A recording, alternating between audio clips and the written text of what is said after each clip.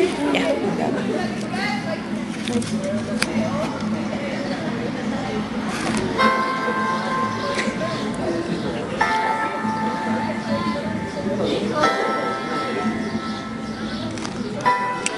La tundra.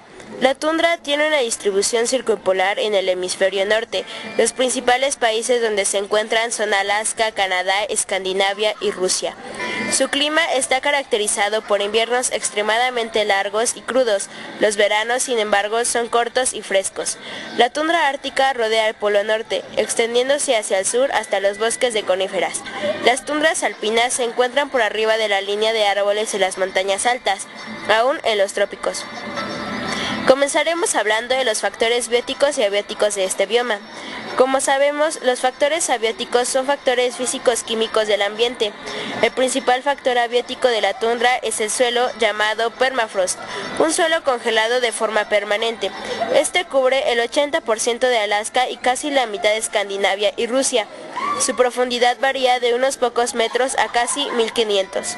Este factor abiótico explica la carencia de árboles en la tundra, pues evita que las raíces de las plantas penetren muy profundo en el suelo.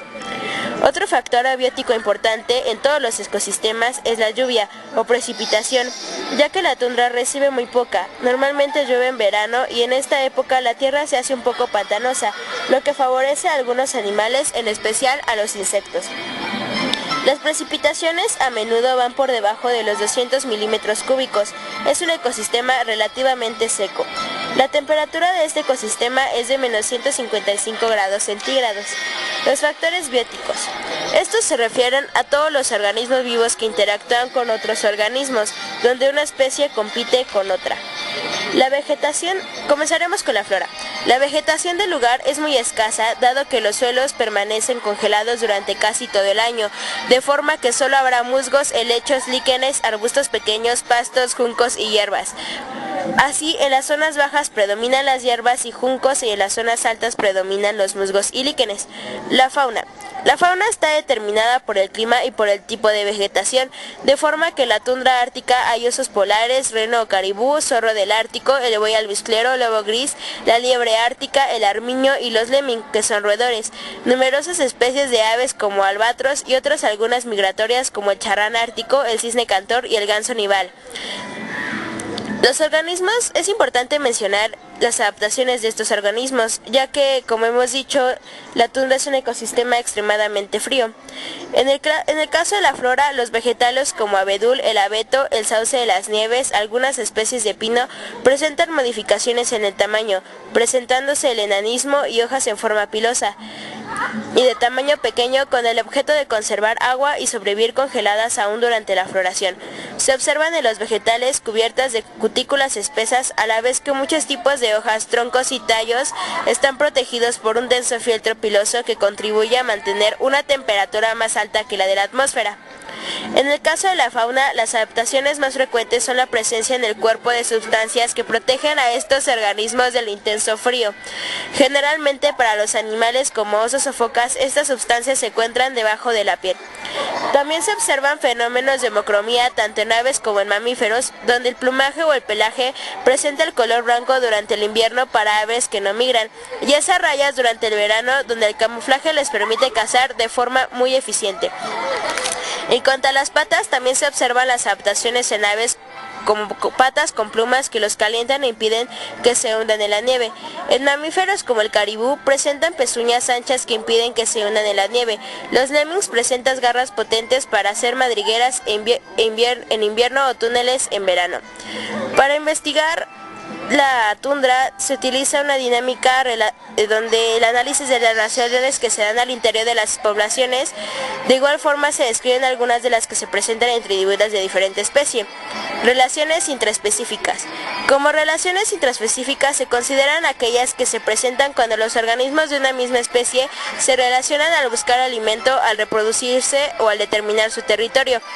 Los mamíferos de la zona, como el buey almizclado, luchan con sus congéneres machos para competir por la pareja hembra, al igual que en el caso de renos y del caribú, cuyo apareamiento tiene lugar en septiembre u octubre y quienes además son polígamos, ya que se aparean con un número de hembras que va de 5 a 40.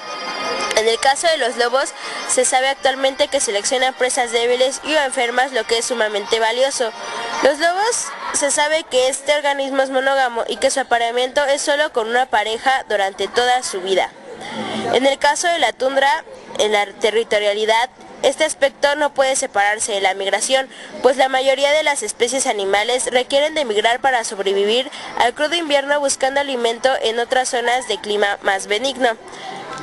En las relaciones interespecíficas tenemos el mutualismo y el comensalismo.